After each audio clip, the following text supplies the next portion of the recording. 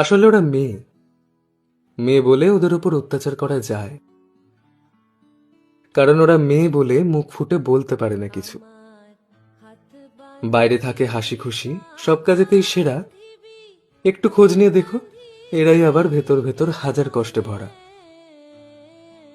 নোংরা ছোঁয়া, নোংরা কথা সইছে তারা রোজ, তবুও এই সভ্য সমাজ নেবে না তাদের খোঁজ।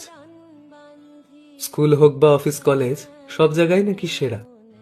এই সেরার নামে সভ্য সমাজ আজ ধর্ষকেতে ঘেরা। আইন কানুনের চোখে বুঝি কাপড় বাঁধা আছে, তাই না? তাই তারা দেখতে পায় না কিছু। তাই বুঝি আজ ধর্ষিত হয় 10 বছরের শিশু। এই সমাজে সম্মান বলতে নারীর নেই কিছু আর আজ।